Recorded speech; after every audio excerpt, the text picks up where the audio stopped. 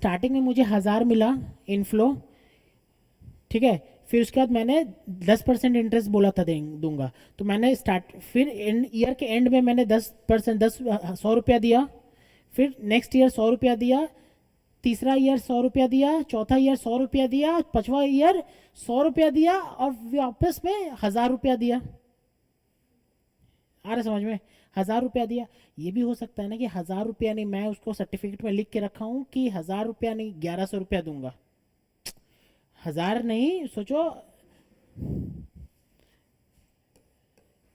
यहाँ पे मेरे पास एज अ कंपनी 1000 रुपया आया, 10 रुपया गया इंटरेस्ट, 10 रुपया गया इंटरेस्ट, 10 रुपया गया इंटरेस्ट, 1 2 3, 10 रुपया गया इंटरेस्ट, और ये 10 रुपया गया इंटरेस्ट, प्लस ये जो प्राइस है, कौन सा प्राइस? ये वाला प्राइस। ये तो बात, ये तो प्रिंसिपल है ना भाई, principal, interest interest interest interest, last में principal.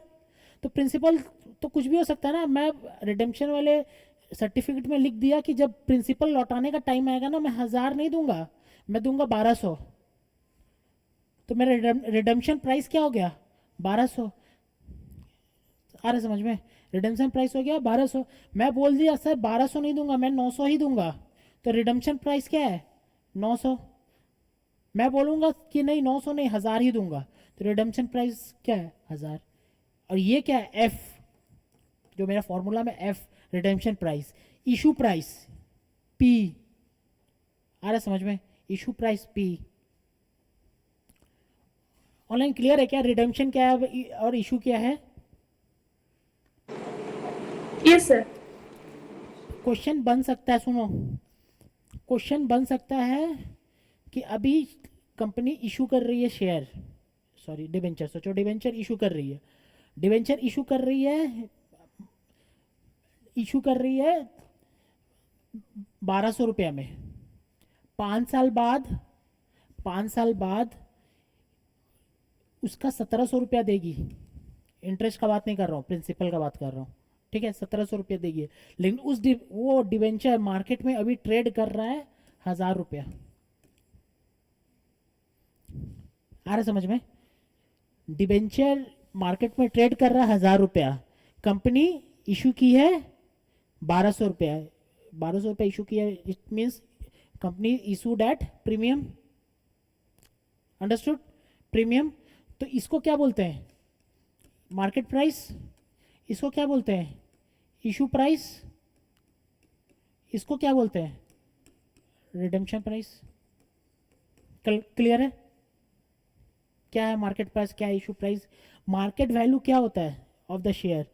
Market value of the company, market value of the debenture is equals to number of debenture issue into what? Market price.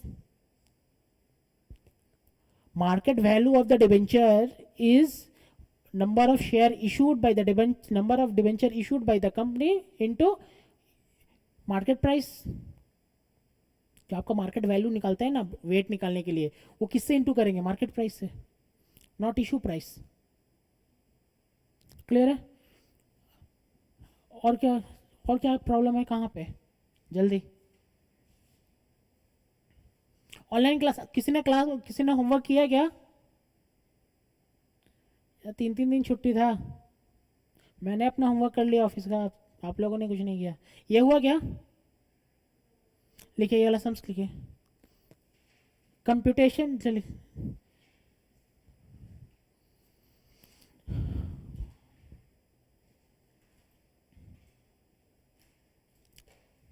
अच्छा एक काम करते हैं, स्टार्टिंग है अभी, स्टार्टिंग है, इक्विटी स्टार्ट करते हैं, ठीक है?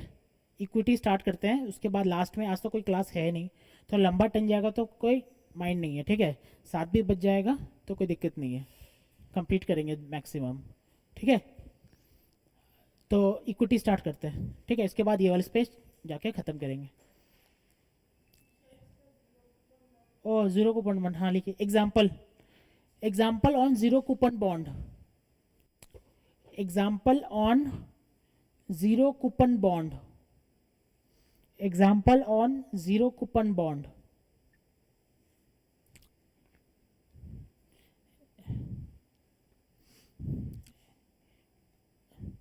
a company issue a company issue a company issue a ZCB, a company issue a ZCB, I think okay, ZCB, the company issue a ZCB of face value rupees 1000, of face value of rupees 1000. The issue price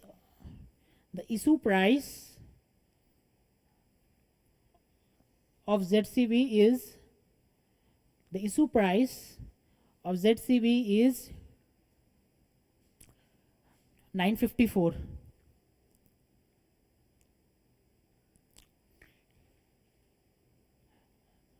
The period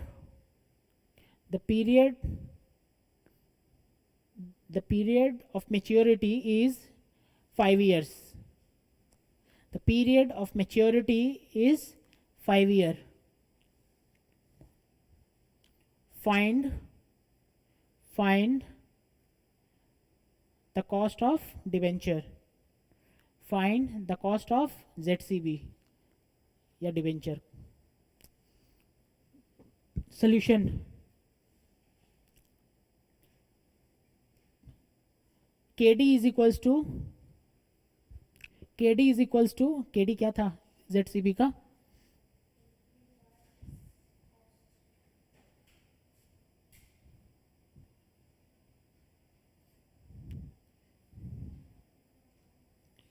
KD बताना is equals to FV by cost या issue price divided 1/n, यही तो था.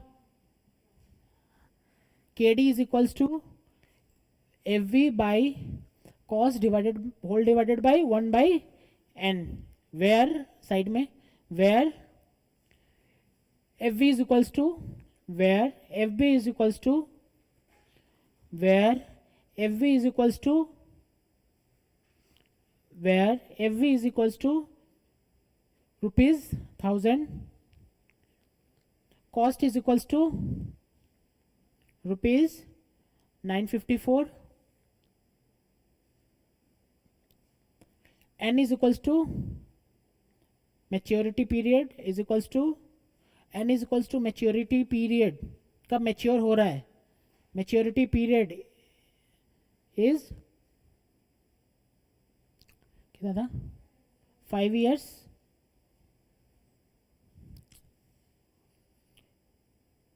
Therefore KD is equals to 1000 divided by 954 का power में 1/5 निकालिए क्या आ रहा है, डर्टी पावर का सम से.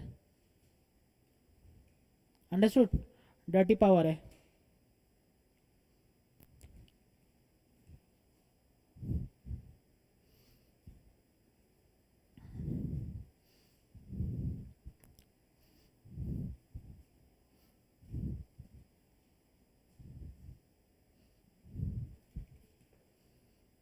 निकाल के आंसर बताओ. ऑब्वियसली इंटू 100 होगा. हाँ, ये इम्प्लाइड है, अगर डेसिमल में आ रहा इंटू 100 होगा.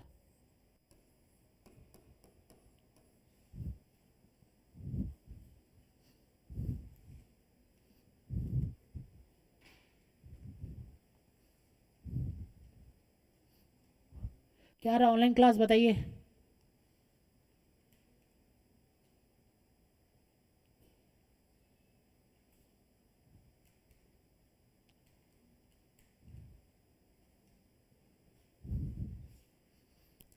डर्टी पावर ये डिवाइडेड बाय ये root root root root root कितना टाइम्स 12 टाइम्स. सो याद नहीं आ रहा है तो 1000 डिवाइडेड बाय 954 जो आएगा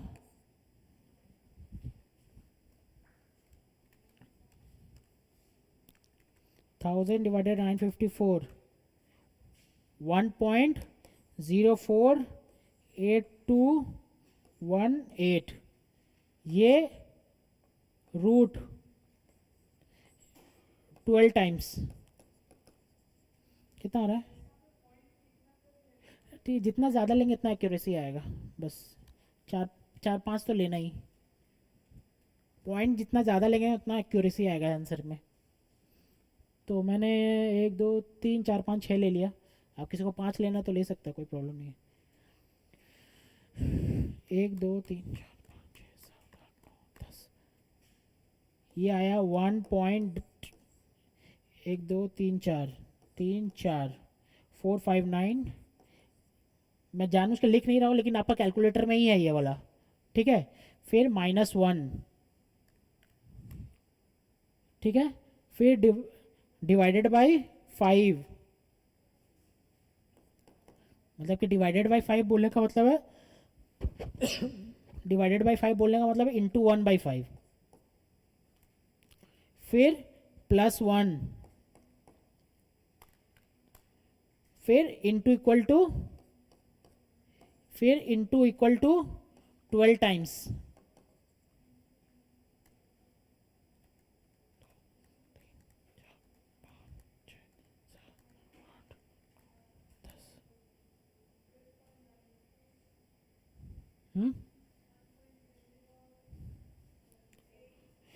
यहाँ पे -1 होगा ऑब्वियसली, यहाँ पे -1 होगा।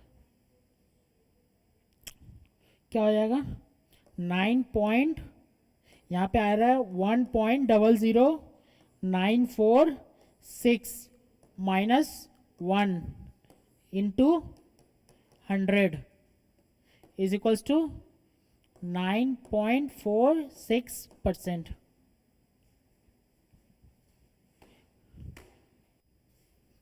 ठीक है, ये -1 नहीं लिखवाया था ना मैंने, वो लिखवाया ऐड, उसमें वो कर लेना, सम्स में डाल देना -1।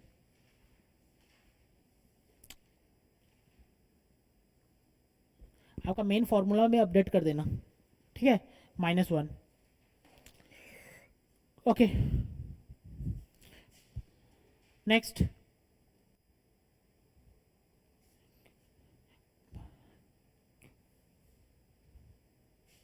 प्रेफरेंस शेयर,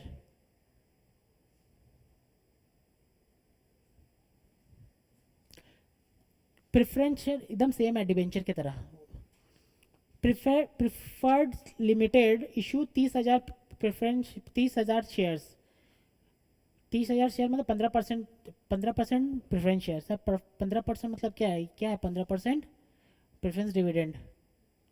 अगर 15% डिबेंचर बोला तो क्या? Debenture interest. अंडरस्टूड? अगर 15% डिबेंचर बोला तो डिबेंचर इंटरेस्ट। अगर 15% प्रेफरेंस शेयर बोल का रेट दिया तो ये डिविडेंड दे रहा है, ठीक है। At the rate of 100 each, मतलब 30,000 प्रेफरेंस शेयर इशू किया है, 100 each. The cost of issue was 30,000। 30,000 cost of issue of पर शेयर और cost of issue of 30,000 shares. Cost of issue of पर शेयर और 30,000 शेयर। 30,000 शेयर, नॉर्मल सा बात है। एक शेयर का दाम 100 रुपया है, एक शेयर का दाम 100 रुपया है, तो 30,000 रुपया उसका कॉस्ट ऑफ इशू कैसे हो सकता है? कॉमन सेंस का बात है, ठीक है। तो 30 लाख, 30,000 इंटू 100 कितना? 30 लैक्स, और उसमें कॉस्ट ऑफ इशू कितना है? 30,000। क्लियर है? Determine the cost of irredeemable preference share, लिखवाया है मैंने फॉर्मूला।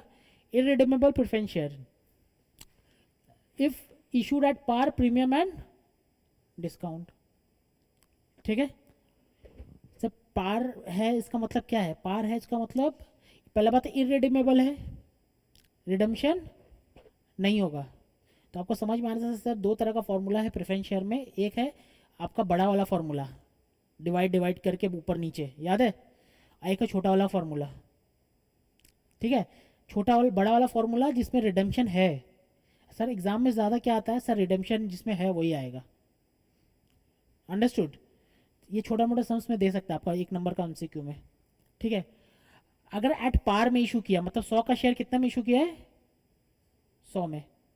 तो 100 का शेयर 100 में इशू किया है, इसका मतलब क्या नेट इशू कितना हुआ है? कोई बोलेगा क्या?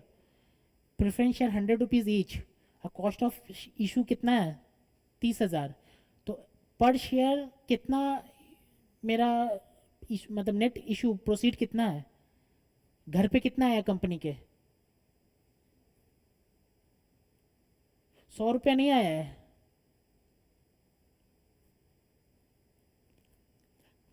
30,000 रुपया 30,000 शेयर के लिए, तो 1,000 एक शेयर के लिए कितना, 1 रुपया। दिख रहा है? ऑनलाइन क्लास दिख रहा है क्या आपको?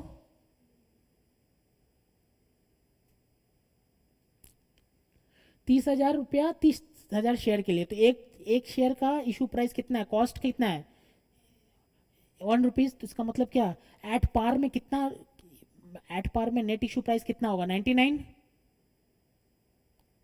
एट पार में नेट इशू प्राइस कितना होगा 99, देख लो। 100 का शेयर 100 में इशू किया है बोलने का मतलब है, लेकिन कॉस्ट तो लगा ही है, दिख रहा है ना आपको। फिर प्रीमियम में 10% प्रीमियम में, मतलब कि सर 100 का शेयर 10% प्रीमियम, 110 -1, दिख रहा है ना, 110 -1, 100 का शेयर कितना में 90 में, तो 90 -1 89। आ रहा है समझ में कि नहीं आ रहा है? नहीं आ रहा है?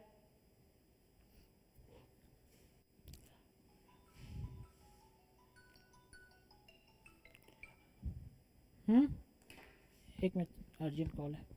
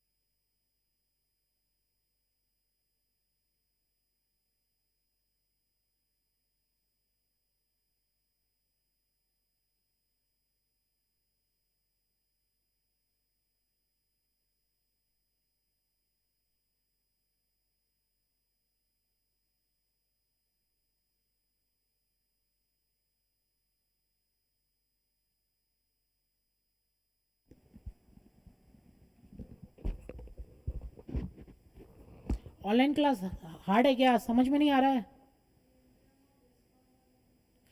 प्रीमियम मतलब क्या है कि सर 100 का शेयर कितने में इशू किया है 110 में, रिडेम्पशन भी तो प्रीमियम में हो सकता है, मैंने बताया ना अभी, रिडेम्पशन प्रीमियम में हो सकता है, इशू भी तो प्रीमियम में हो सकता है। मैंने अभी 1000 इसका एग्जांपल लिया था ना, 1000 1200, और अभी एग्जांपल लिया था ना ये, अभी मार्केट में कितना में शेयर चल रहा है 1000, बेच कितना में, हम इशू कितना में किए हैं 1200, मतलब क्या 20% प्रीमियम। आ रहा है समझ में? 20% प्रीमियम, 1000 का शेयर कितना में रिटेंशन करेंगे 1700, तो उतना प्रीमियम, जो भी परसेंटेज है उतना premium.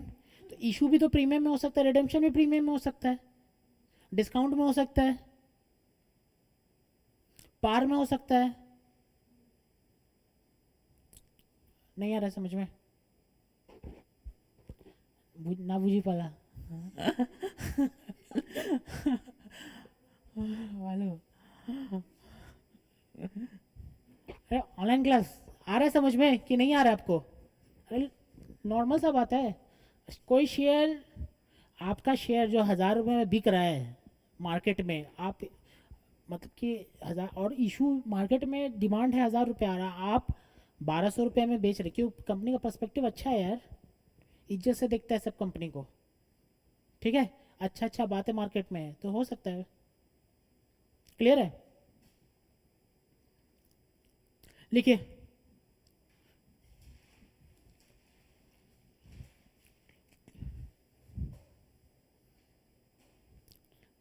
Calculation for cost of preference share, calculation for cost of preference share, calculation for cost of preference share, bracket में केपी, हम लोग केपी बोलेंगे, cost of preference share when shares issue at par, when shares issued at par, ठीक है, number one है। therefore KP क्या था formula, KP is equals to D, D मतलब क्या है, प्रेफरेंस डिविडेंड। इसमें प्रेफरेंस डिविडेंड कितना है भाई, प्रेफरेंस डिविडेंड कितना है, 15 रुपया, दिख रहा है आपको, दिख रहा है 15 रुपया। इंटरेस्ट डिवेंचर पढ़ाते तो बोलते इंटरेस्ट कितना है, तो बोलता 15 रुपया, है कि चीज। इंटरेस्ट किस पे लगता है, फेस वैल्यू पे। इंटरेस्ट किस पे लगता है, फेस वैल्यू पे। डिविडेंड किस पे लगता है, फेस वैल्यू पे। मतलब मैं प्रेफरेंस डिविडेंड की बात कर रहा हूँ, ठीक है। D 1 plus C D T बोला ना,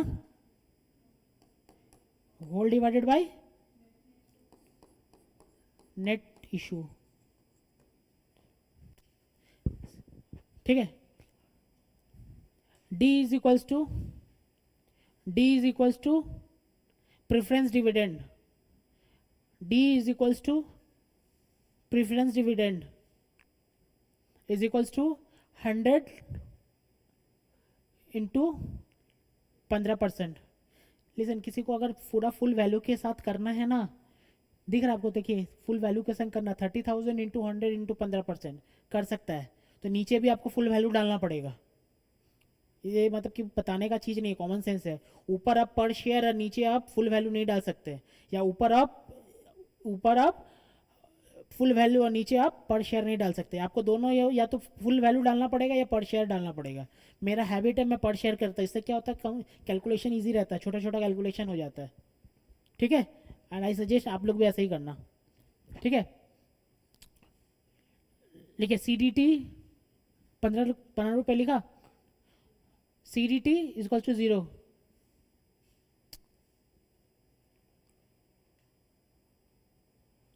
सी D T is equal to 0, नीचे लिखना note, self note, self note.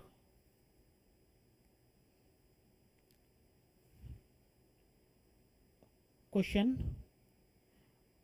what would be the CDT, what would be the CDT if company tax rate is, if company's tax rate is 30%, if company's tax rate is 30%, अगर debenture में देता है ना company tax rate 30%, companies tax rate 30% ऐसा करके देता है ना, अगर इसमें अगर 30% दिया तो क्या रहेगा आंसर, कोई सीडीटी नहीं रहेगा। मैंने शायद लास्ट क्लास बोला था आपको, CDT is what that company pays tax on dividend, and companies tax rate is what that companies pay tax on earning, that's two different. इन पहले क्या होता था ना, अभी तो शायद ऐसा नहीं होता है, लेकिन ये समझ तो बहुत पुराना है। जब आपको कंपनी डिविडेंड देती थी ना, तो उस पर डिविडेंड पे टैक्स काट देती थी, ठीक है, टैक्स काट देती थी, और फिर आपको वो उसको बोलता है कॉर्पोरेट डिविडेंड टैक्स, सीडीटी। और जो, ठीक है, और जो कंपनी काटने के बाद आपको दे दी डिविडेंड, उसके बाद जो अर्निंग रहता है ना, उस पर कंपनी टैक्स देती थी। क्या होता था, आपको अगर ये याद है ना, EBIT, उस पर से इंटरेस्ट लेस हो जाता था, याद है। उसके बाद EBT, तो इस पे से टैक्स लेस हो जाता था। तो ये जो टैक्स है ना, that is the companies tax rate. आ रहा है समझ में। अगर कोई क्लास किया है आप लोगों ने, डिविडेंड का क्लास किया है, तो मैंने ये टेबल करवाया है, ठीक है। It is a companies tax rate that the company has to pay tax on its earning, companies has to pay tax in on its earning. किसका अर्निंग, खुद के अर्निंग पे। उसके बाद सोचो, इसके बाद दो बाइफर्केशन होता था। क्या क्या बाइफर्केशन होता था, एक डिविडेंड कंपनी देती थी, एक प्लॉबैक करती थी, याद है। एक डिविडेंड देती थी, एक प्लॉबैक करती थी। जो डिविडेंड आपको दे रही है उस पर कंपनी फिर डिविडेंड टैक्स काटती है, that is corporate dividend tax, understood. that is corporate dividend tax. That tax is deducted by the company on behalf of you and deposited on your PAN number. आ रहा समझ में? जैसे TDS इसको नहीं बोलते, TDS काट ले रही है कंपनी, टीडीएस काट रही है, काट के क्या कंपनी का टैक्स जमा दिया हुआ? नहीं, ये कंपनी का टैक्स, ये आपका टैक्स जमा दिया हुआ जो कंपनी ने काट के जमा दिया है। ठीक है, आप अगर इनकम टैक्स पढ़ेंगे तो उसमें रहेगा टीडीएस एक चैप्टर, उसमें क्या होता है, आपका जो इनकम है 100 रुपीज़ इनकम, तो कंपनी आपको हाथ में 100 रुपीज़ नहीं देगी। अगर 10% टीडीएस है तो 10% काट के 90 रुपीज़ देगी, और 10 रुपया जो है वो आपके नाम पे जमा कर देगी गवर्नमेंट को। वो वहाँ पे टीडीएस का बात कर रहा है। Please do not confuse between tax rate and corporate dividend tax. Mostly maximum 95% chance है कॉर्पोरेट डिविडेंड टैक्स नहीं आएगा। ठीक है, लेकिन इनकेस आ भी गया तो आप इसको जोड़ देना, याद रखना, जोड़ने बोला है, माइनस करने नहीं। टैक्स रेट वहाँ माइनस होता था, याद रखिएगा। ठीक है, टैक्स रेट माइनस होता, 1 - T लिखता था मैं, लेकिन यहाँ पे ऐड हो रहा है। अंडरस्टूड? क्या लिखवाया था मैंने क्वेश्चन? 30% नीचे answer. CDT is different from company tax rate. CDT is different from company's tax rate. CDT is different from, I think CDT clear है, मतलब बार बार मैं लिखाऊंगा ना, कंपनी कॉर्पोरेट डिविडेंड है। CDT is different from company's tax rate. If company's tax rate is 30%, it means, if company's tax rate is 30%, it means, if company's tax rate is 30%, it means the company has to pay tax on its earning. The company has to pay tax on its earning at the rate of 30%. However,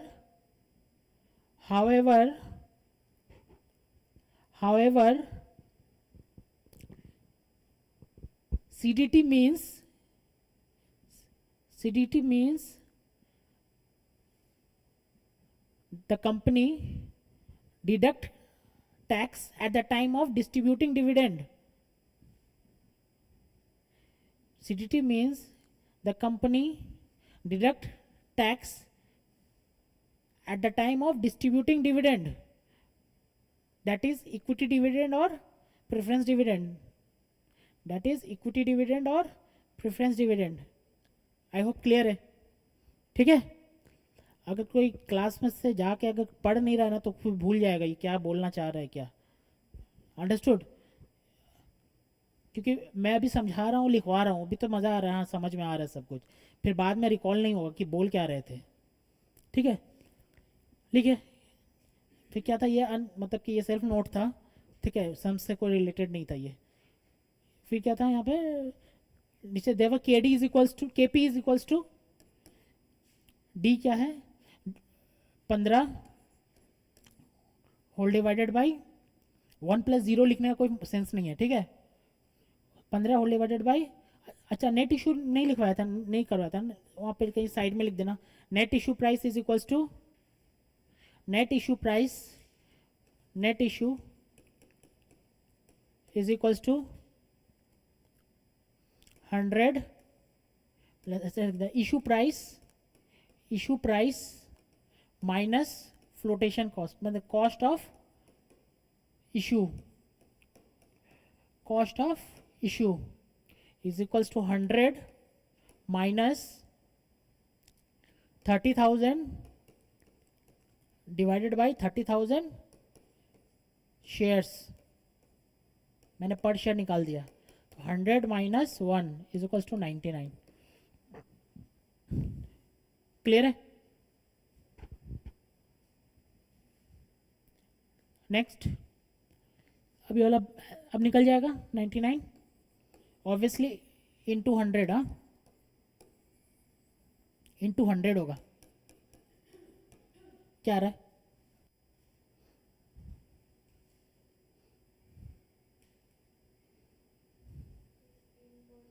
15 point 15.15%, 15.15%।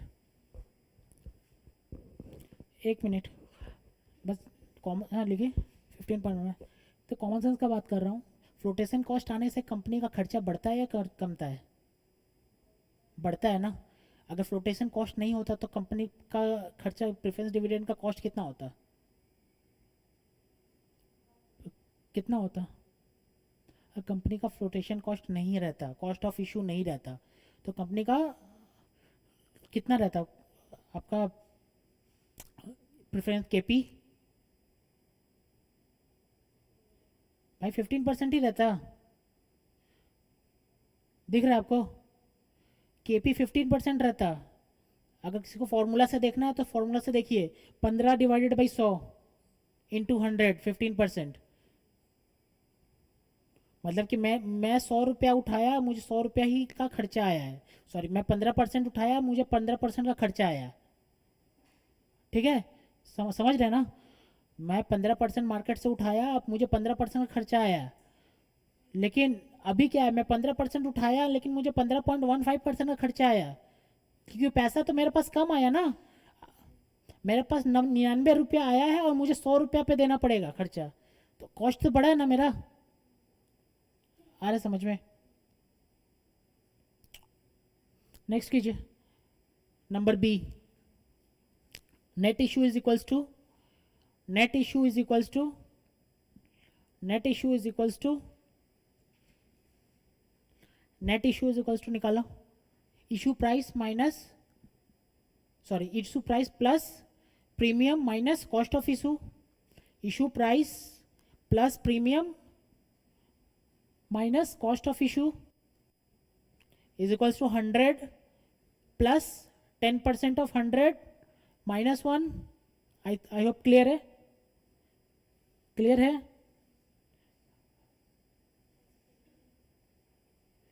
Issue price plus premium minus cost of issue निकालिए। KP is equals to, KP is equals to,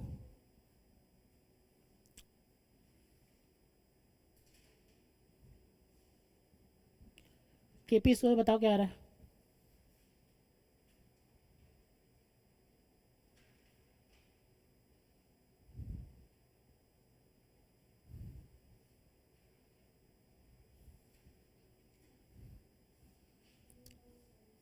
कितना? 13.76%। KP is equals to 13.76%। 15 divided by net price क्या आ रहा है? 109 into 100, 13.76%। Same नीचे निकालिए, discount का निकालो, डिस्काउंट का निकालिए।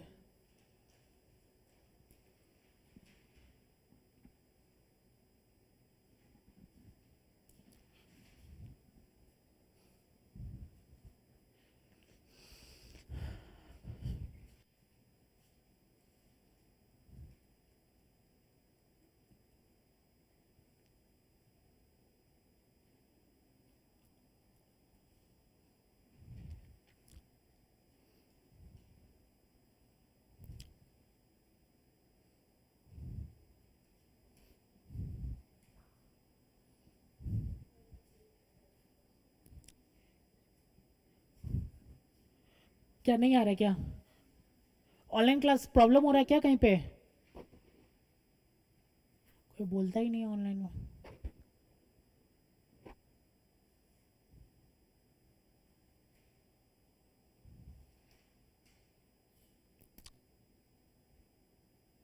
ठीक है, डिस्काउंट आया, आप देख लो।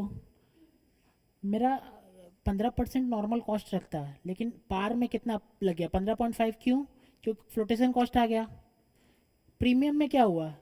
पैसा 100 रुपया से ज़्यादा आया ना, और 1 रुपया घटा। आ रहे हैं समझ में? 100 रुपया से ज़्यादा आया। आप सोचो ना, अब ये पढ़ाई वढ़ाई छोड़ो ना, आपने सोचो 100 रुपया मुझे लेना था, अब मैं तो ज़्यादा लिया ना, 110 रुपया लिया, और 1 रुपया कॉस्ट लग गया, तो मेरा अब हमको 109 रुपया आया, और हमको इंटरेस्ट कितना किस्त पे देना है? 100 रुपया पे, तो मेरा तो कॉस्ट कम हो गया ना। मतलब कॉमन सेंस है, पढ़ाई का ज़रूरत नहीं है ये सब चीज़ पे। ठीक है, और वही डिस्काउंट वाला देख लो, एक तो मैंने कॉस्ट लगाया ऊपर से डिस्काउंट पे भी दिया, तो कॉस्ट तो घट मतलब बहुत ज़्यादा हाई आने वाला था। ठीक है, सिंस इतना ज़रूरी नहीं है, लेकिन समझ में आना चाहिए ना कि हम निकाल रहे तो हाँ ठीक है ये सही है। हाँ चलो ये अलग कीजिए, आया हुआ, बना नहीं सारा, okay. Preferential limited issue 30,000 preference share, अच्छा सेम है देख लो। अब क्या है, रिडीमेबल है, रिडीमेबल एट आफ्टर 20 ईयर्स।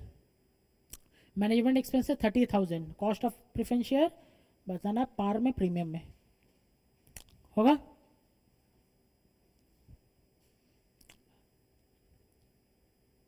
कुछ नहीं है इसमें, क्या चेंजेस आया है, खाली आपको प्रीमियम वो दे दिया, मैच्योरिटी दे दिया 20 साल, दिख रहा है आपको। रिडीमेबल एट 10% प्रीमियम, मतलब कि 100 का प्रेफरेंस शेयर कितना में रिडीम होगा, 100 का प्रेफरेंस शेयर कितना में रिडीम होगा, 110 में, दिख रहा है, नहीं आ रहा समझ में।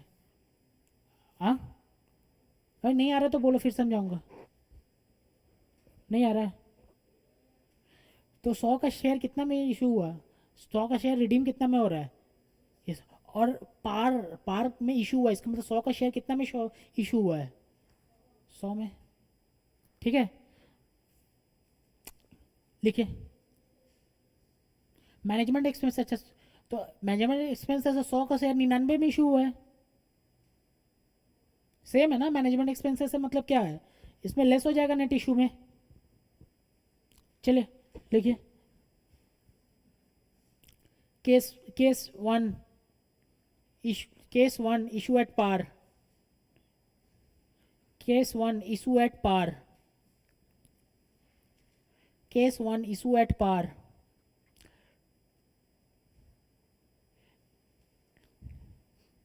पहले निकाल लेते हैं। D is equals to preference dividend, D is equals to preference dividend is equals to कितना, 100 का 15%, 15 rupees, N is equals to, क्या लिखूं, N is equals to 20 years, और क्या क्या नोटेशन यूज किया था उसमें, एफ किया था ना, F is equals to redemption price, F is equals to redemption price कितना, 100 plus 10% of 100, 100 plus 10% of 100 equals to क्या, 110,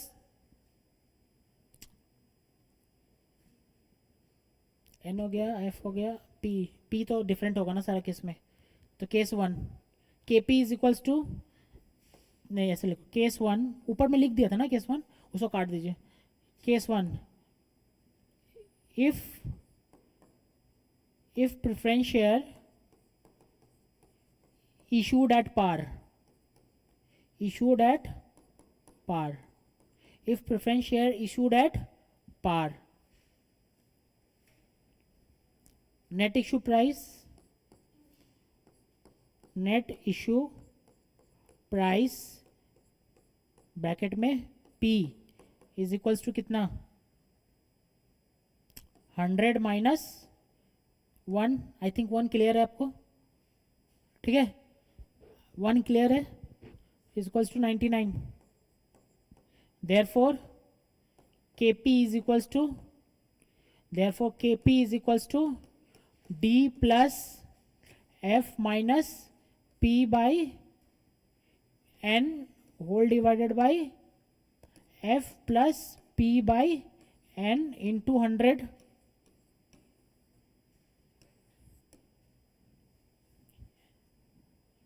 ठीक है।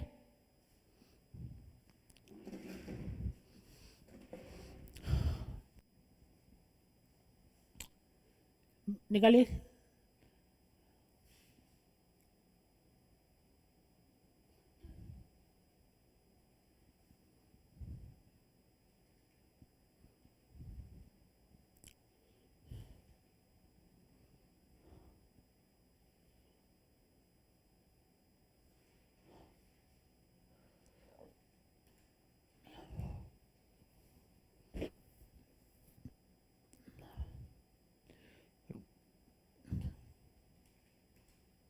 केस 1, केस 2, केस 3, 3 केस चलेगा. केस 1 में if preferential issued at par, case 2 में प्रेफरेंशियल इशूड एट प्रीमियम, 3 में discount. सब में net issue price different different आएगा.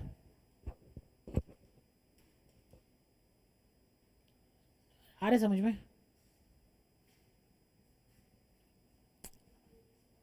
हुआ? इसको बनाइए. ये क्या आ रहा है? 15 प्लस एफ कितना है मेरा? 110 minus 99 whole divided by N कितना है? 20 whole divided by 110 plus 99 by 2. यही तो है. पहले नीचे वाला सॉल्व करो, कितना आ रहा है ये?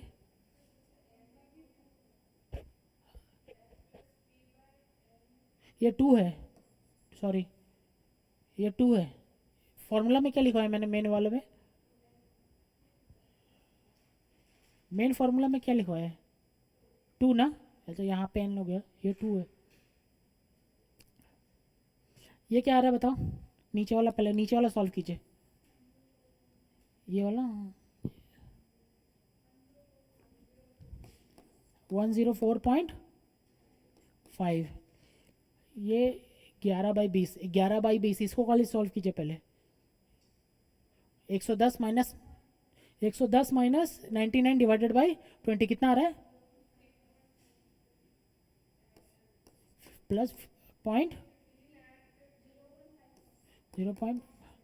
अब इसको निकाल दीजिए. इंटू 100 है ऑब्वियसली. हाँ, कितना आ रहा है? 14.88% आ रहा है. Case 2,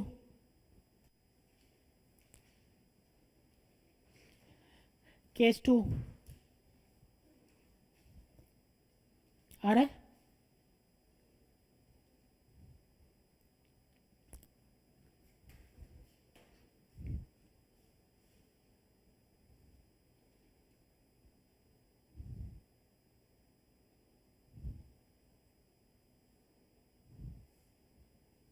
case 2 net issue price क्या हो जाएगा? Net issue price 109 I think. हाँ, 109. बस 109 आएगा इधर. 100, यहाँ पे 109 आ जाएगा.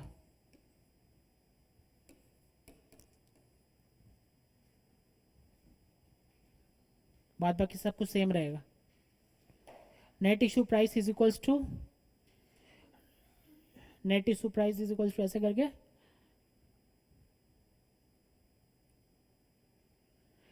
Net issue price is equals to 100 plus 10% of 100 minus 1. 100 plus 10% of 100 minus 1.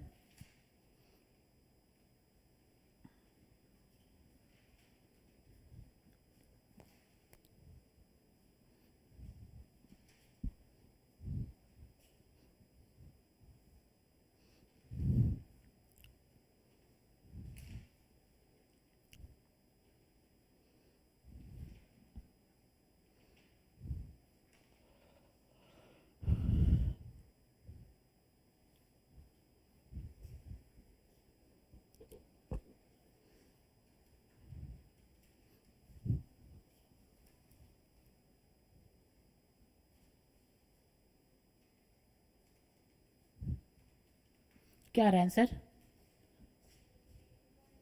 13.74. Next case 3.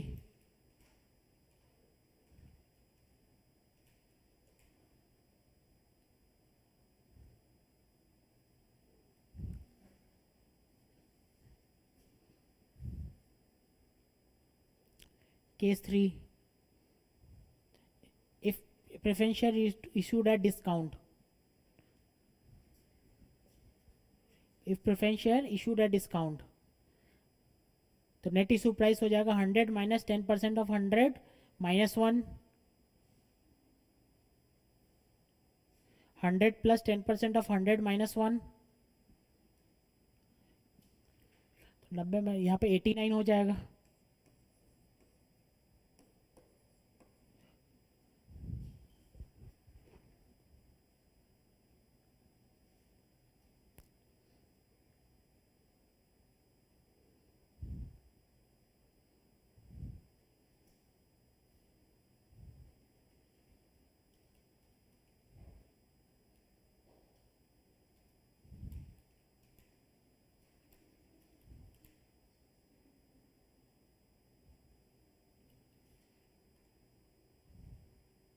क्या है आंसर?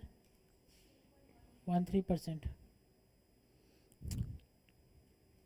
क्लियर है ये वाला? रिडम्पशन कैसा है और वो इशू नेट, तो उसमें फ्लोटेशन कॉस्ट का क्या ट्रीटमेंट आता है?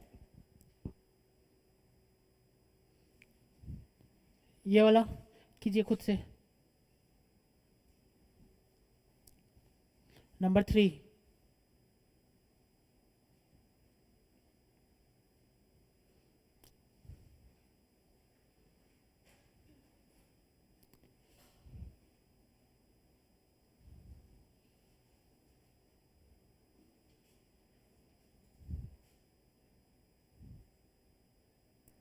खुद से कीजिए, ट्राई कीजिए।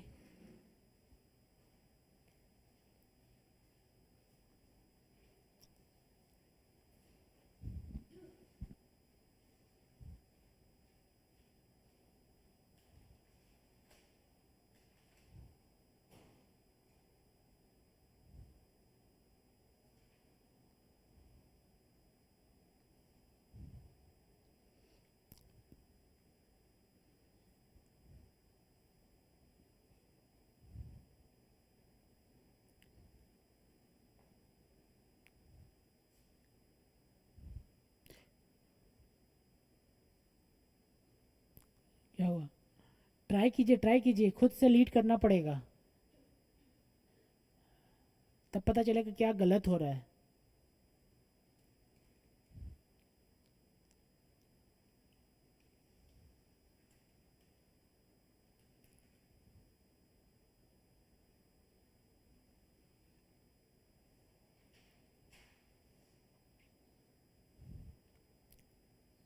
डिस्कस करके लिख सकते हैं, डिस्कस करके भी कर सकते हैं।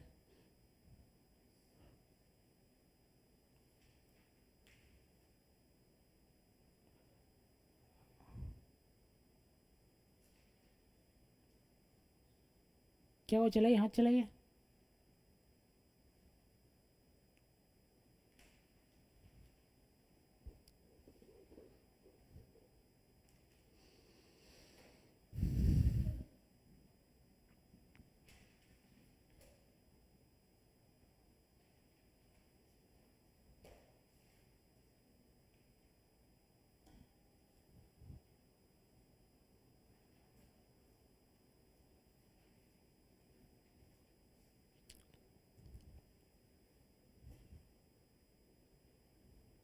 नहीं हो रहा है क्या?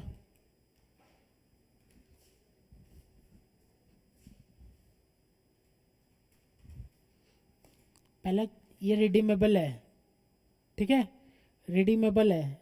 दो तरह का प्रेफरेंशियल लिखवाया था मैंने कॉस्ट में, इरिडीमेबल और रिडीमेबल। इरिडीमेबल बड़ा वाला फॉर्मूला लगेगा इसमें। K P is equals to D plus F minus P by N whole divided by S plus P by 2 into 100 obviously है, मैं लिख नहीं रहा हूँ लेकिन है, ठीक है। तो प्रेफरेंस डिविडेंड कितना आएगा? 12%, 100 का 12 प्लस बोला प्रीमियम 100 रुपीज़ का शेयर प्रीमियम होगा। एक प्रेफरेंस शेयर एट पीच ईच इशू है, अच्छा रिडीमेबल है after 10 year at premium of 10 each, तो 110 माइनस 105, लेकिन 105 भी नहीं होगा, 105 minus 2 103 whole divided by 10 whole divided by 110 plus 103 divided by 2 into 100।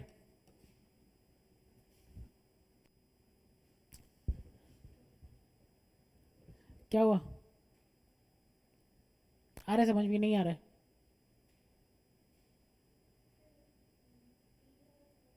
P मतलब क्या है इसमें बोला क्या है, देखिए बोला है 12% redeemable preference share of 100 each. एक प्रेफरेंस शेयर का दाम कितना? 100। वो इशू कितना में करेगा? At a premium of 100, at a premium of 5, मतलब 100 का शेयर कितना में इशू करेगा? 105। लेकिन इसको नीचे दिख रहा है, वो बोला फ्लोटेशन कॉस्ट भी लग रहा है मेरा 2 रुपया, तो मेरा इशू नेट क्या आएगा? 105 माइनस 2, अरे कॉस्ट ऑफ इशू भी है ना, तो घर पे तो 105 नहीं आएगा ना, 105 में से 2 रुपया तो फ्लोटेशन कॉस्ट कट जाएगा, तो 102 आएगा, तो वो नेट इशू प्राइस है। सॉरी 103।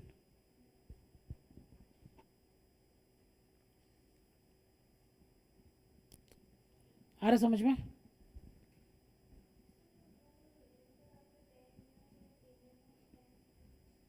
रिडीमेबल आफ्टर 10 ईयर है, इसका मतलब इसका मेच्योरिटी पीरियड दिया हुआ है, 10 साल बाद मेच्योर हो जाएगा। डिबेंचर, बॉन्ड, ये दो चीज है जिसका एक मेच्योरिटी पीरियड रहता है। नॉर्मल रिडीमेबल प्रेफरेंस शेयर या रिडीमेबल डिबेंचर में एक मेच्योरिटी पीरियड रहता है कि 10 साल बाद या 5 साल बाद या 6 साल बाद या 20 साल बाद वो रिडीम हो जाएगा या वो मेच्योर हो जाएगा।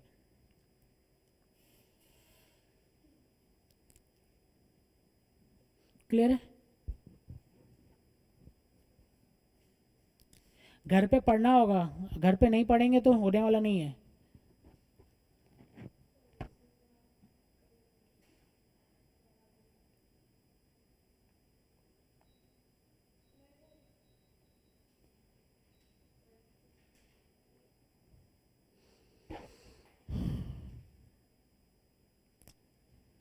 क्लियर है?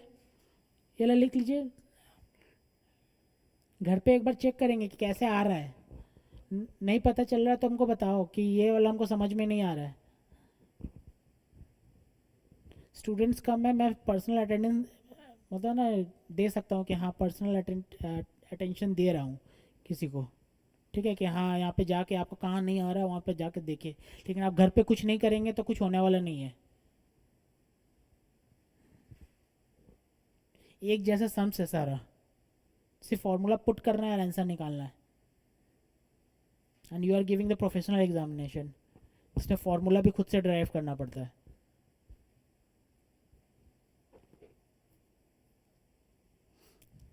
हटाओ, हेडिंग दीजिए कॉस्ट ऑफ इक्विटी, हेडिंग दीजिए cost of equity.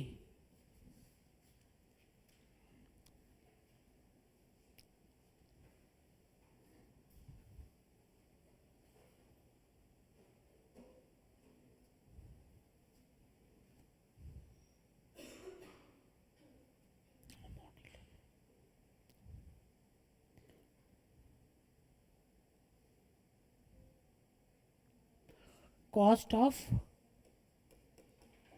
Equity,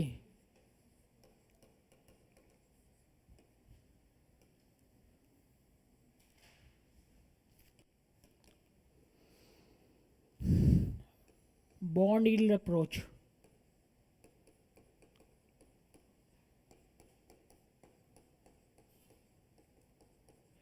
bond yield approach, के ई, यहाँ पे इसको के ई लिखते हैं हम लोग। K E, K E is equals to bond yield plus risk premium.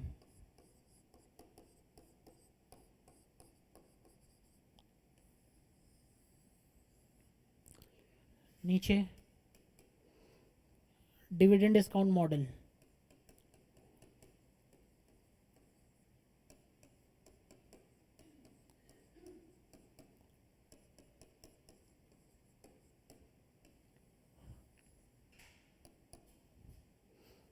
के E is equals to D one by R E minus, नहीं,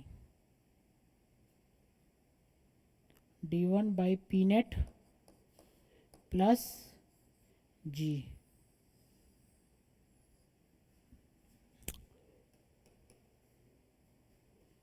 earning yield model,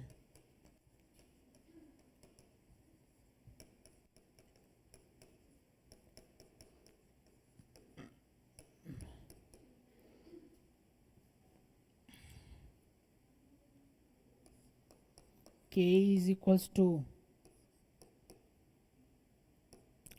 E one by P net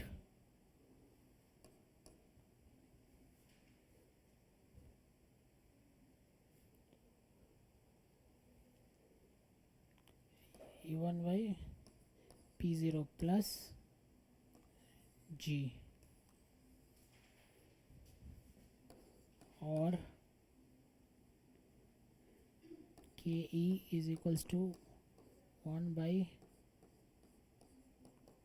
price earning EBP। फिर इसके बाद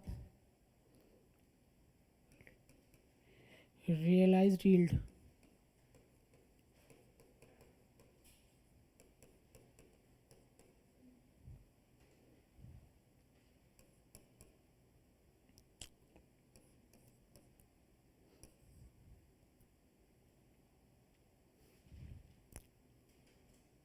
KE is equals to cap, ये ठीक है। इसको दूसरे, आपका है ना जगह, ये हो गया क्या?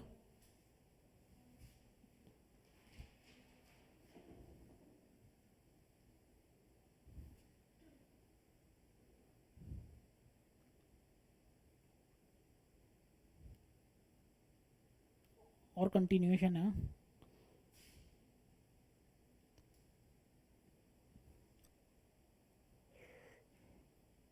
ऐसे करके लिखो, उल्टा करके लिखो। बोट, हाँ।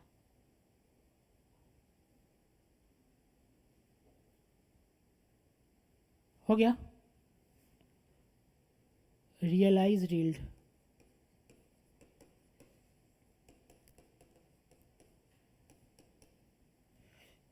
KE is equal to capital gain yield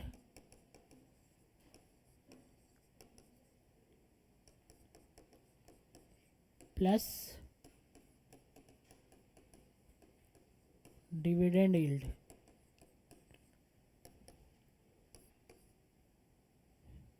PN minus P0 plus D1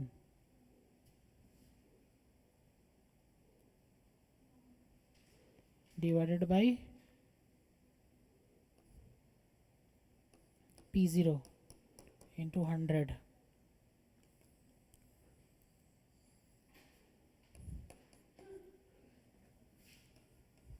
उसके बाद capital assets pricing model,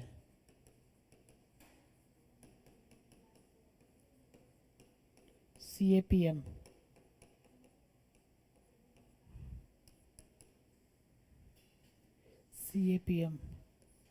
KE is equals to RF plus RM minus RF into beta।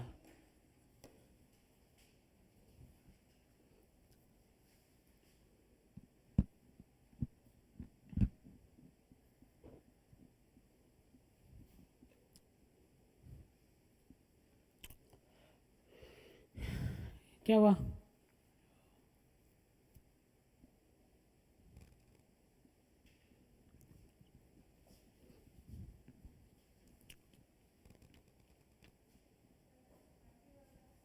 हाँ, ऐसा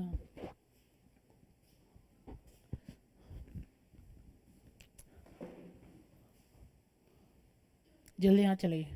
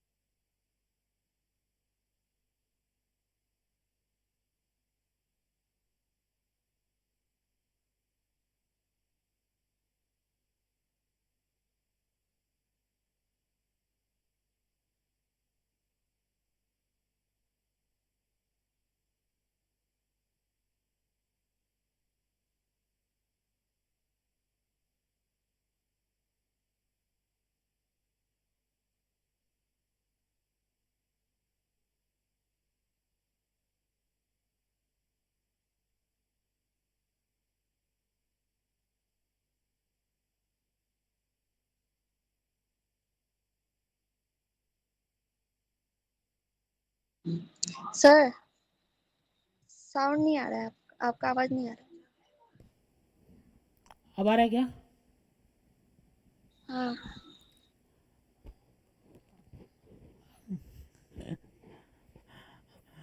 ओके, तो who is taking high risk, bond वाला या equity वाला?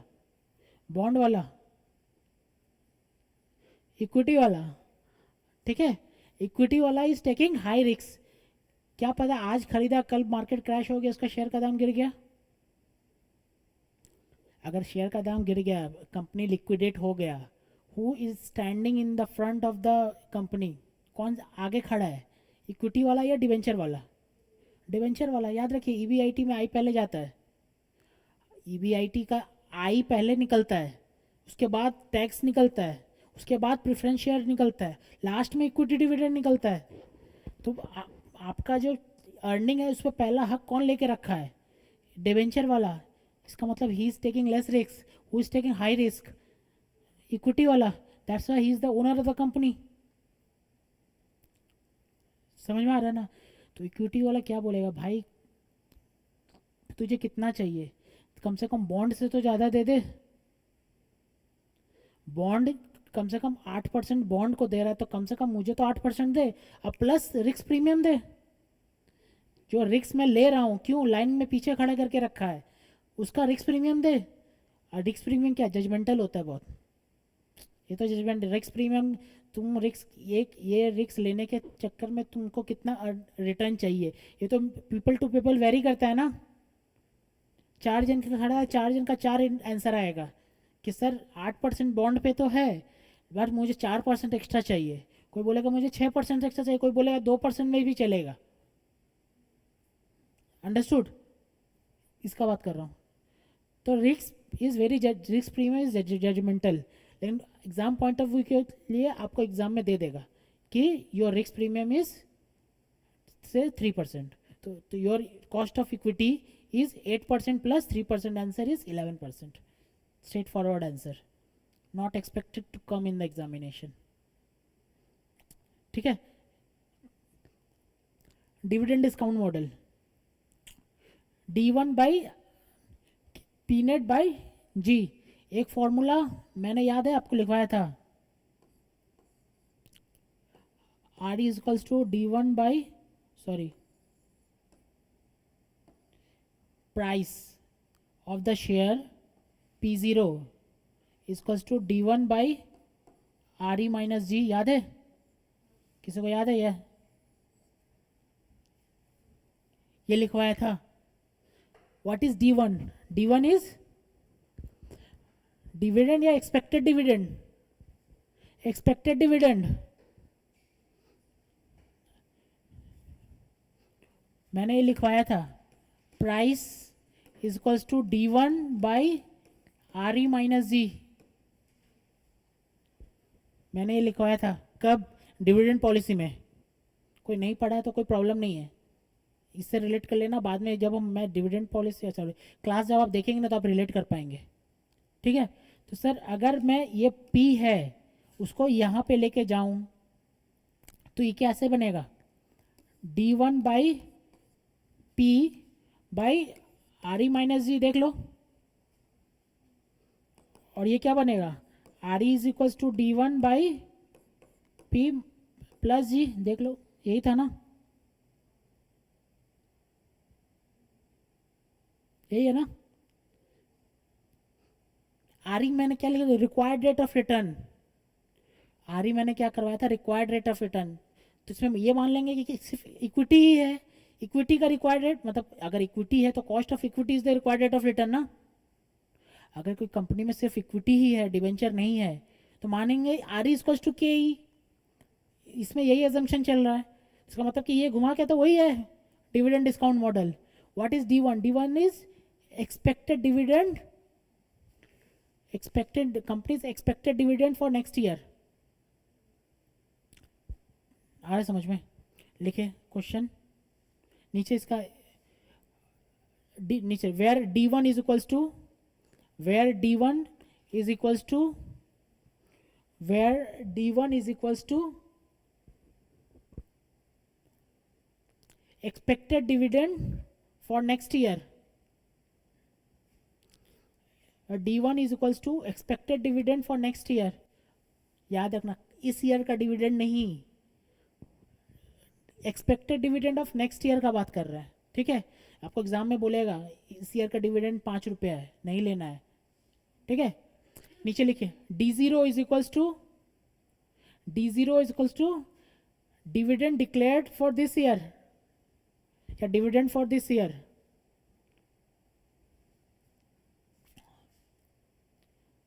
Dividend for this year. Therefore,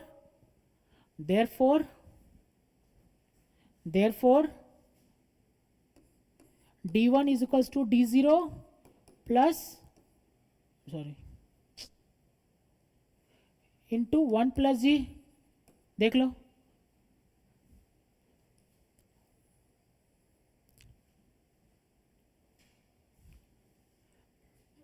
sir अगर मैं सोचो अगर कंपनी 10% का ग्रोथ कमा रही है हर साल, 10% का ग्रोथ कमा रही है और कंपनी आज इस साल 15 रुपया डिविडेंड दी है इस साल मतलब क्या, D0 या D1? D0. तो what is the expected dividend of next year? Answer is 16.5. दिख रहा है आपको 16.5? कोई फॉर्मूला नहीं चाहिए भाई. कंपनी का ग्रोथ 10% है, आज 15 रुपया dividend the, expected dividend for next year is 16.5. क्या एक्चुअल होगा वो नहीं पता मुझे, लेकिन एक्सपेक्टेड तो 16.5 है प्रोवाइडेड द ग्रोथ इज 10%. ठीक है, तो D0 और D1 में पता चल रहा है ना. वहां पे लिखो question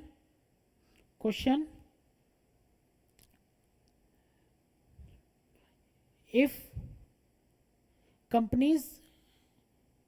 company's current dividend is 15 rupees, if company's current dividend is 15 rupees per share and the growth is 10% and the growth rate is 10%, find expected dividend for next year. Find expected dividend for next year. नीचे solution expected dividend for next year is equals to expected dividend for next year bracket में D1, expected dividend for next year bracket में D1 is equals to D0 plus 1, D0 into 1 plus G, D0 into 1 plus G is equals to 15 into 1 plus 0.10. So 15 into 1.1 is equals to 16.50. आ रहा समझ में?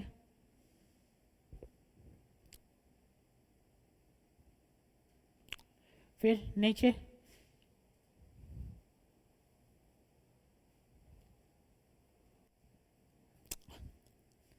Earning E1, sorry यहाँ पे देखो E1 है, ठीक है. अगर E1 is what expected earning for next year. Again E1 is equal to E0 into 1 plus G. ठीक है, E1 is equals to लिखे E1 is equals to earning for next year, expected earning for next year, expected earning for next year. Obviously E0 is equals to sorry E1 is equals to E0 into 1 plus G. इसके ऊपर sums करा के कोई फायदा नहीं है, समझ में आ रहा है?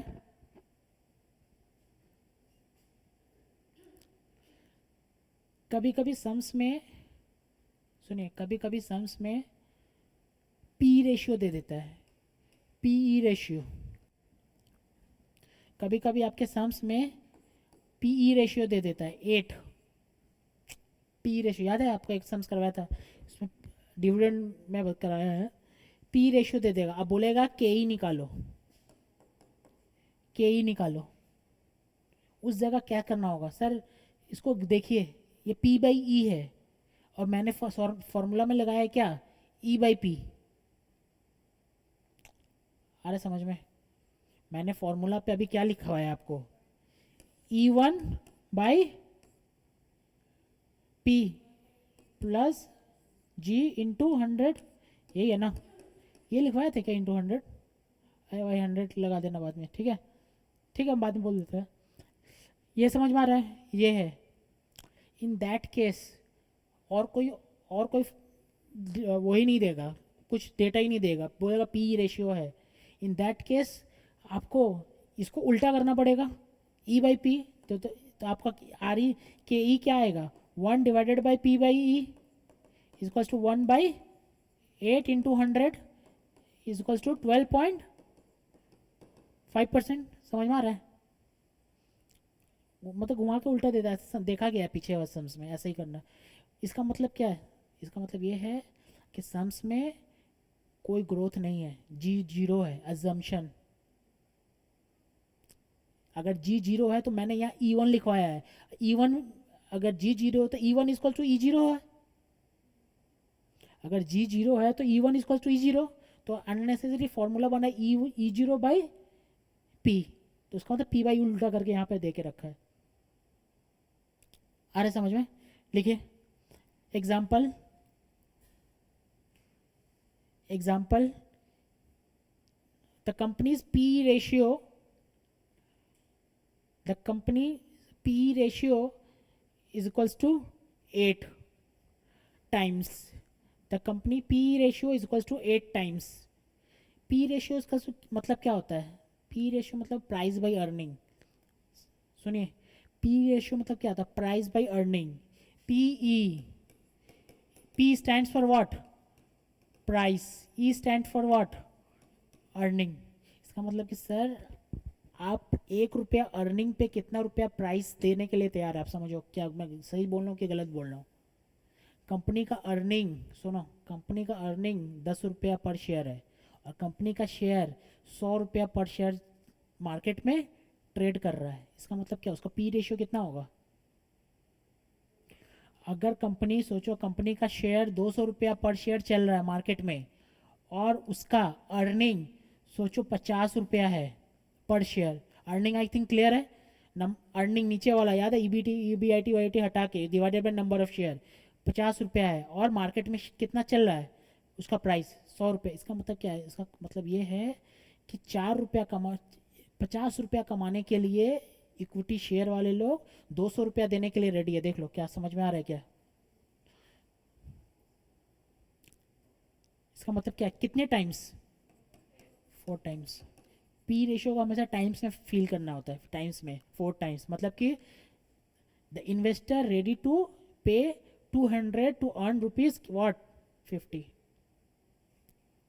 ठीक है, ये जनरल मतलब जनरल थिंकिंग है पी रेशियो का। पी रेशियो मतलब कि price by earning, formula hard नहीं है, P ratio price by earning. मतलब कि उसका इंटरप्रिटेशन क्या है सर, इंटरप्रिटेशन ये है कि सर आज अगर मार्केट में 200 रुपया, अगर कंपनी 40 रुपया, सॉरी अगर कंपनी 50 रुपया अर्न करके दे रही है ना, उसके लिए मार्केट में उसको 200 रुपया देने के लिए रेडी है। क्यों रेडी है भाई, क्यों रेडी है, क्योंकि कंपनी का फ्यूचर अच्छा है। कंपनी का अगर हाई पे रेशियो, इसका मतलब क्या, हाई पे रेशियो है, कंपनी को इज्जत से देखा जा रहा है मार्केट में। Understood, out of the box discussion था ये, क्लियर है। लिखिए the companies P ratio is equals to 8 times, find K E, find K E, नीचे K is equals to, K is equals to 1 by P ratio, P into 100 is equals to 1 by 8 into 100 is equals to 12.5%। नीचे note, note, note number 1, please do not use this method. Please do not use this method if the growth and other component, if the growth and other components are given in the sums. Please do not use this method if the growth and other component is given in the sums.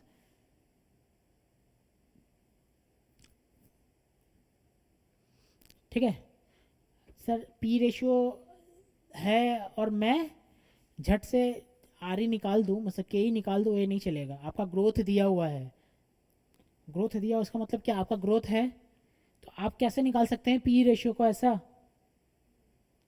आ रहा समझ में, growth है आपका तो P ratio आप ऐसे कैसे निकाल सकते. तो आपको ऐसे जरूर कुछ ना कुछ ऐसा सम ये सब दिया रहेगा जिससे आपका नॉर्मल सम्स के तरह ही बनेगा. ठीक है, ये वाला मेथड, क्विक मेथड यूज नहीं करना है. ठीक है, नीचे note to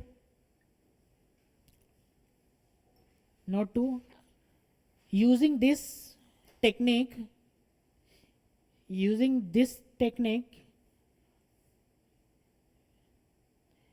we assumed that there is no growth in the firm. Understood. सब ग्रोथ नहीं है कंपनी में, इसीलिए तो आप ऐसे यूज कर पाए हैं. अगर जी का वैल्यू रहता तो आप कैसे कर लेते ये वाला यूज. ठीक है, therefore E0 is equals to E1. Therefore हाँ, करंट मार्केट प्राइस. ठीक है,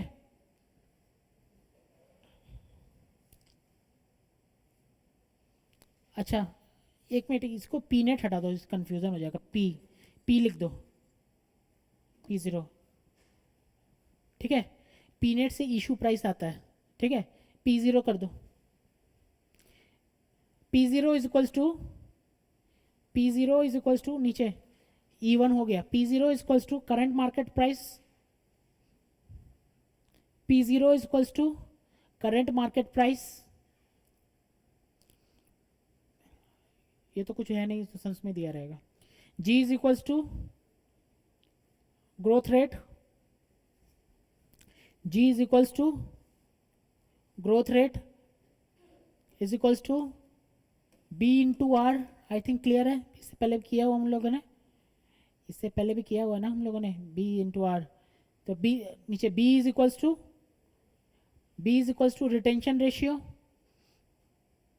again B is equals to retention ratio. B is equals to retention ratio is equals to 1 minus dividend payout ratio. Again all are interconnected. ठीक है, and R is equals to return on investment or equity. Return on investment or equity.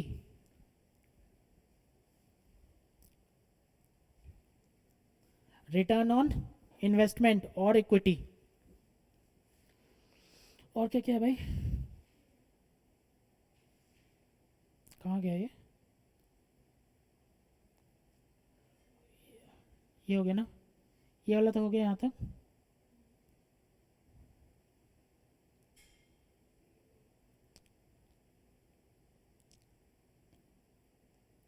हाँ देखो, याद है ये वाला formula मैंने already आपको सेकंड चैप्टर में बता दिया था. ठीक है सर, क्या मेरा यील्ड कितना, मेरा रिटर्न कितना निकल रहा है देख लो. कैपिटल की मैंने बताया, एक शेयर रिटर्न कैसे दे सकता है, दो पार्ट में, एक डिविडेंड के फॉर्म में, एक कैपिटल अप्रिसिएशन के फॉर्म में. शेयर का दाम आज 100 रुपया था, एक साल बाद शेयर का दाम 150 रुपया हो गया. कितना परसेंट रिटर्न दिया है, 50%.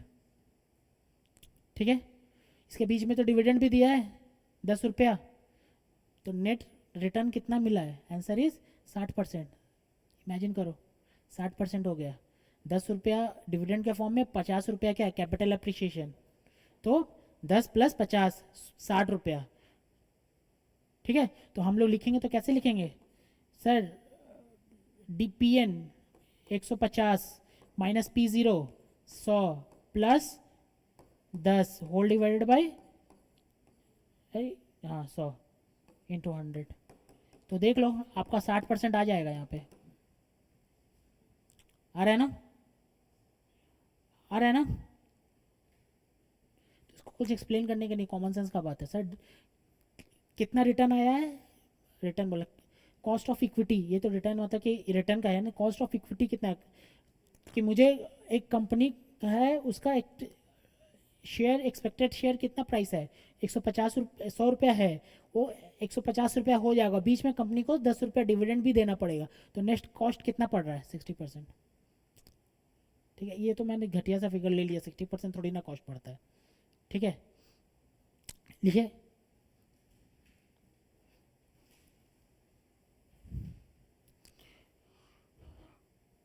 the current market price, the current market price, the current market price of the share is rupees 100. The current market price of the share is rupees 100. Expected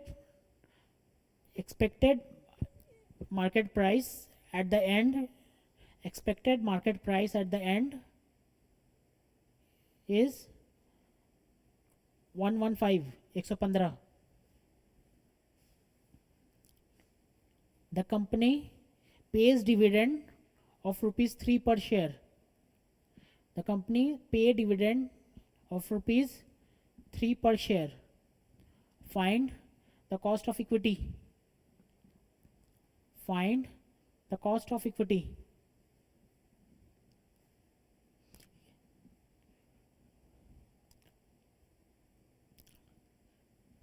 Find the cost of equity. नीचे KE is equals to, KE is equals to, KE is equals to,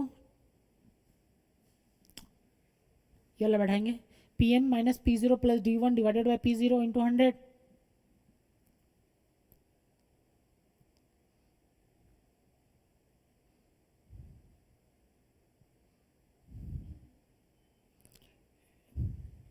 कितना आ रहा है,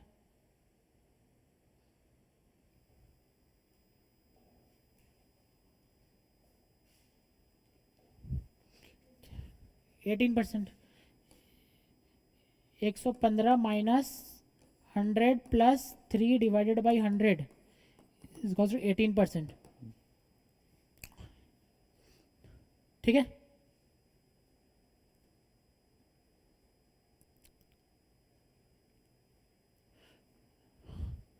अगर मैं इसको इस form में लिखूंगा ना, देखो capital gain yield plus dividend yield, तो कैपिटल गेन यील्ड कितना आ जाएगा 115 माइनस 100 बाई 100, यही तो होगा, प्लस ये होगा कितना था ये डिविडेंड 3 बाई 100 इंटू 100, ऐसा करते हैं, यही होगा ना। तो ये क्या होगा 15%, ये 3%, तो आएगा 18%। चीज़ एक ही चीज़ है, घुमा के लिखा मैंने। नहीं, इसके बाद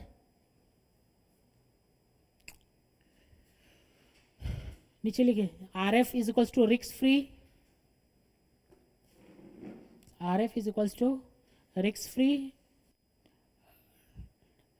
rate of return, RF is equals to risk free rate of return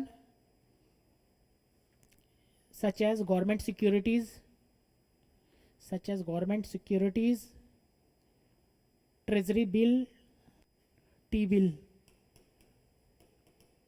treasury bill bracket में T-bill। RM is equals to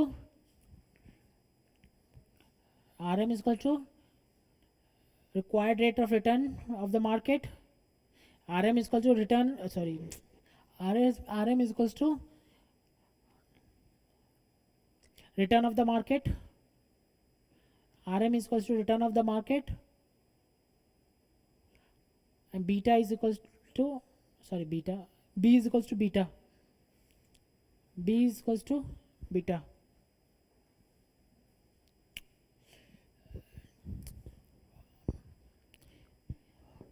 ठीक है, थक गए क्या आप लोग? नहीं थके ना? जाएगा ना अभी अंदर में? जाएगा ना? अरे इंटरेस्टिंग नहीं लग रहा है क्या सब पढ़ने में? बुक में पढ़ेंगे ना बहुत मोनोटोनस लगेगा देखने में। ठीक है, चलते तो कुछ सम्स करते हैं, उसके बाद बंद कर देंगे।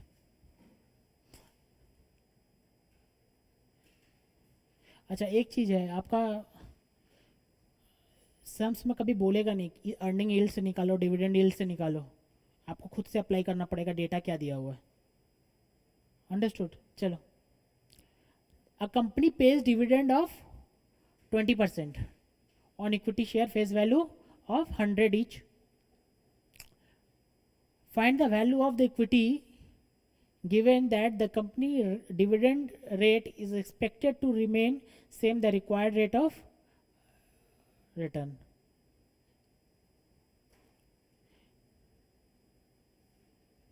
छोड़ो, 3 नंबर कीजिए। ABY has paid dividend of ₹3 per share, ठीक है, of ₹3% of ₹10 each year। क्या लिखा है? ABY has paid dividend of 3%, ₹3 dividend क्या है? पेड है। तो D0 या D1 है? D0, ये पता होना चाहिए सर, एक दिस ईयर का बात कर रहा है। D0 of ₹10 each. Market price क्या दिया हुआ है शेयर का? ₹10 each. And expected to grow ₹10 next year. Growth rate दिया हुआ है कितना? ₹10 दिख रहा है आपको? ग्रोथ रेट दिया हुआ है 10%। तो D1 क्या आएगा? 10 into 1 plus 10 into 10%, sorry 3 into 10%, 3 into 10%, तो 3.1, सॉरी 3 नहीं 3.3, 3.3 दिख रहा है आपको? तो if the market price of the share, अच्छा मार्केट प्राइस दिया हुआ ₹60, मार्केट प्राइस कितना दिया है? ₹60। What will be the cost of equity? Number 3 लिखिए। तो उसमें कौन सा मॉडल लगाना है? देख लो आपका डेटा क्या दिया हुआ है, फॉर्मूला देखिए। डिविडेंड डिस्काउंट मॉडल, डिविडेंड दिया हुआ है देखो, है ना? ऐसे आपको खोजना पड़ेगा कौन सा मॉडल लगाए। वैसे आप करते करते याद ही हो जाएगा कौन सा मॉडल लगाना है। ठीक है, number 3, K is equals to D1 by RE minus, sorry, K is equals to D1 by P0 plus G. K is equals to D1 by P0 plus G. नीचे D1 is equals to D1 नीचे, where D1 is equals to expected dividend, D1 is equals to expected dividend is equals to D0 1 plus G is equals to D0 क्या है? 3 into 1 plus 1 0.10, 3 into 1.1 3.3 आ रहा है? P0 is equals to current market price of the share.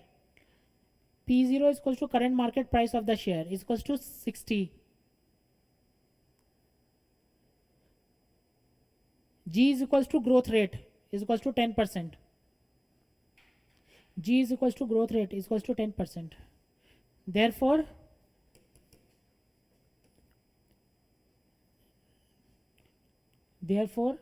KE is equals to 3.3 divided by 60 plus 0.10 क्या आ रहा है? Obviously whole divided by 100, हाँ 15.50%, clear है? इजी है? इजी है ना? अरे इजी है ना? नेक्स्ट कीजिए 4 नंबर।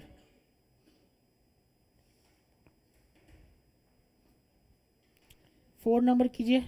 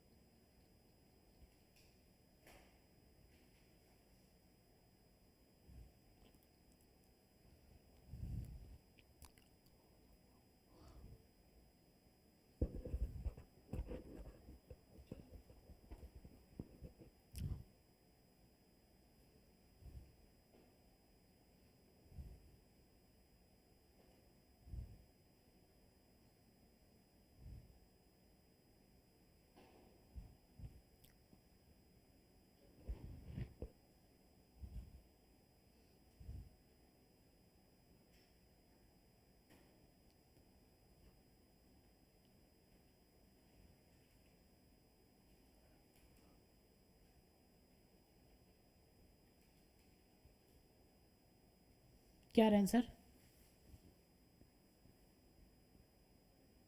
हाँ क्या? 12%? क्यों? देखो आंसर, यहाँ पे आप कर रहे होंगे 4 पॉइंट, नहीं 4.28 होल डिवाइडेड बाई 80 प्लस 0.07, कितना? 12.35। ये गलत है, तब आपने ग्रोथ नहीं लगाया था ऊपर।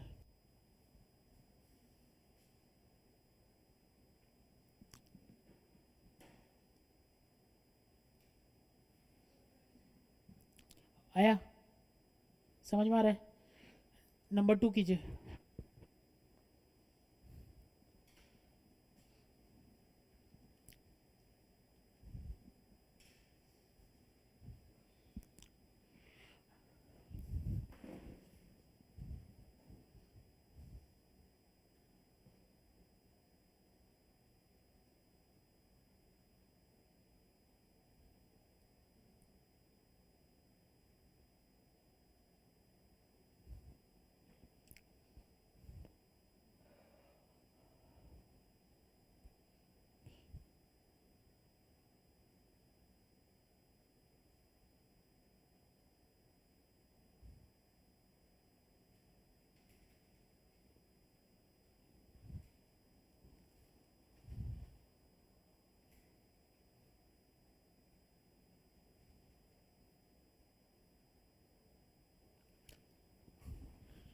कितना आ रहा है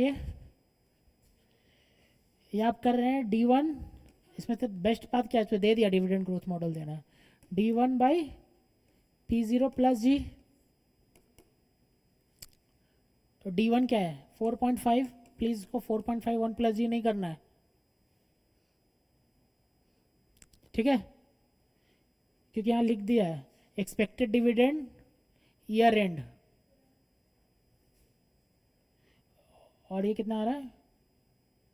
90 प्लस 0.07, कितना आ रहा है?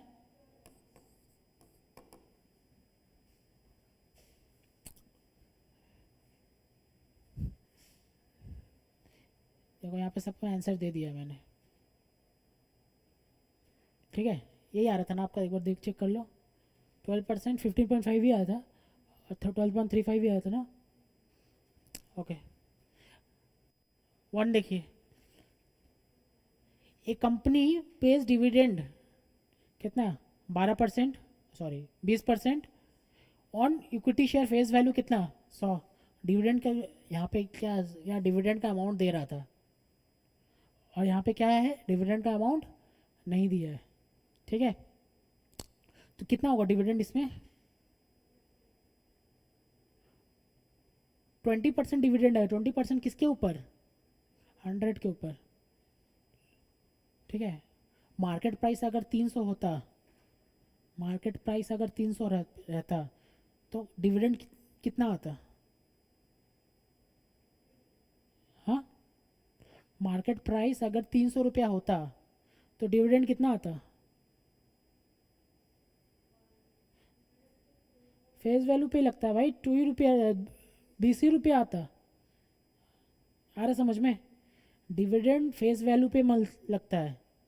बार बार बोल रहा हूँ, एग्जाम में आपका डिविडेंड परसेंट भी रहेगा, मार्केट प्राइस भी रहेगा और फेस वैल्यू भी रहेगा। भूल से भी फेस वैल्यू, सॉरी भूल के से भी मार्केट वैल्यू पे मत लेना रेट। गलती होता है, मेरे से भी गलती होता था कब, इसलिए मैं आपको बता रहा हूँ घूम घूम के। ठीक है, कि market dividend rate face value पे रहेगा, प्रेफरेंस शेयर रहे या फिर इक्विटी का रहे। ठीक है, 2 रुपया, सॉरी 20 रुपया। Find out the value of equity share, क्या बोला है? करंट मार्केट प्राइस बोला है। सम्स में क्या बोला है? Find the value of equity share given that dividend is expected to remain same. मतलब क्या? नो ग्रोथ है कि नहीं? And required rate of return क्या दिया है? 15%। मतलब कि आपको आर ई के ई दे दिया है, करंट मार्केट प्राइस बताना है। ठीक है,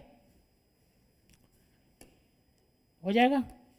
के E is equals to D1 by P0 plus G. K E तो मेरा दे दिया ना, अब इसको इंटू 100 करूँगा तो 15%, ये फिर मैं 0.15 ही कर देता हूँ डायरेक्ट। क्या बोल रहे हैं? कर सकते हैं ना भाई, इंटू 100 करके फिर कर देते हैं। उसके बाद ये क्या होगा? 2 नहीं 20 बाई P0 प्लस यहाँ पे 0, कुछ नहीं होगा। कितना आ रहा है आंसर?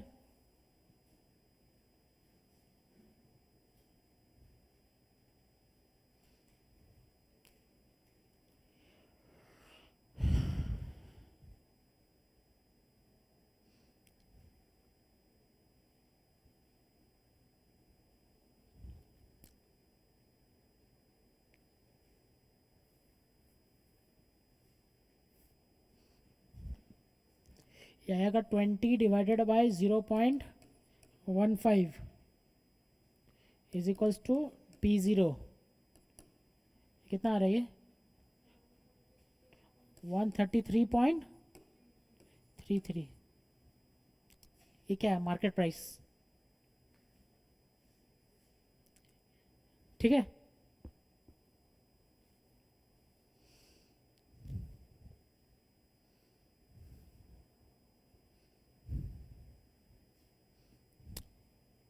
हटा।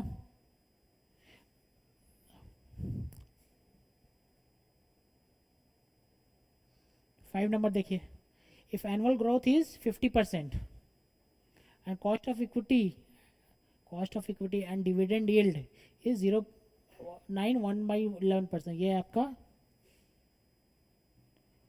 91/11%। देन कॉस्ट ऑफ इक्विटी कितना होगा?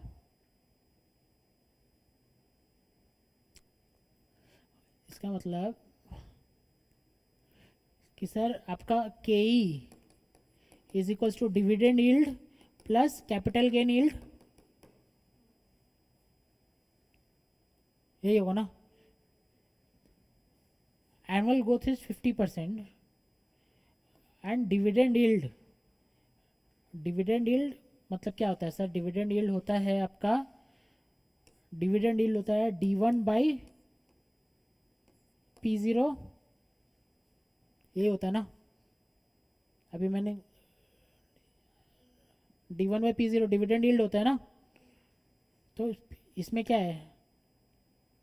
99 बाई 100 बाई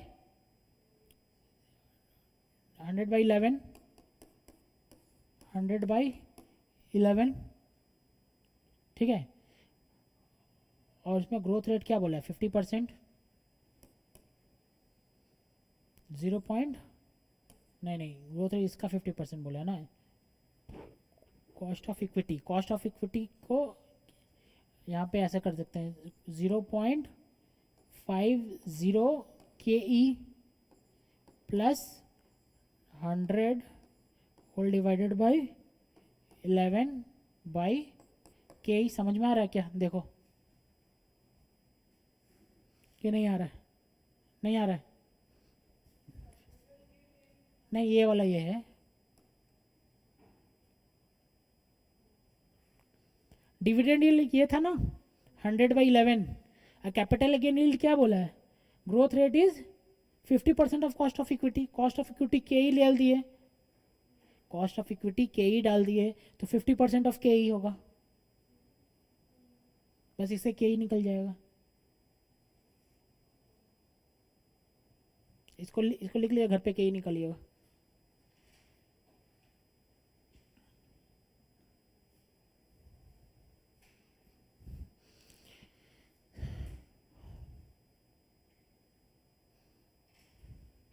ठीक है,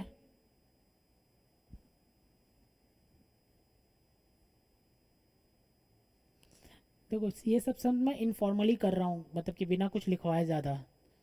ठीक है, ये डिपेंड करता है कि आपका कौन कौन सा कितने नंबर का क्वेश्चन आ रहा है।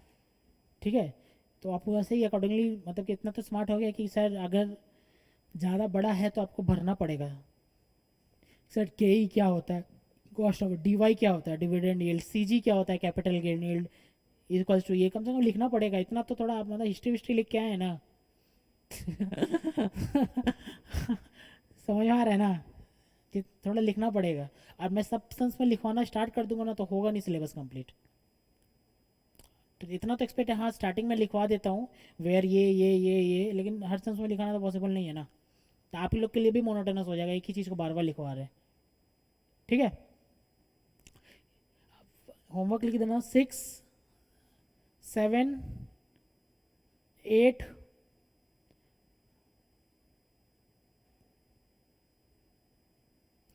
6, 7, 8, 9। अच्छा जितना है उतना करके रखना, जितना हो रहा है। ठीक है, मैं नेक्स्ट क्लास में इसको ख़त्म करूँगा। प्लीज़ नेक्स्ट क्लास कल ही होगा। ठीक है, प्लीज़ घर पे जाके कंप्लीट करना इसको। ठीक है, नहीं तो समझ में नहीं आएगा, मैं बता रहा हूँ आपको। इतना इजी चैप्टर इजी है कि नहीं है? इजी चैप्टर निकल जाएगा हाथ से, एग्ज़ाम में आपको दिखेगा नहीं क्या करूँ, नहीं समझ में आ रहा है। तो कम से कम हार्ड चैप्टर के लिए जगह छोड़ दो और इजी चैप्टर एकदम पकड़ लो कि हाँ ये तो कंप्लीट करके आना है। डिविडेंड पॉलिसी का एक 7 नंबर का आता ही है, तो कम से कम वो सब फ्रीज कर लो कि हाँ ये 7 नंबर तो कहीं नहीं गया, ये 7 नंबर तो कहीं नहीं गया, ये सब पक्का है, ये सब तो हो जाएगा। जब जो ज़्यादा हार्ड चैप्टर है उसके लिए ज़्यादा हार्ड मेहनत करेंगे, लेकिन ईजी चैप्टर तो छोड़ना नहीं है कहीं से भी। ठीक है।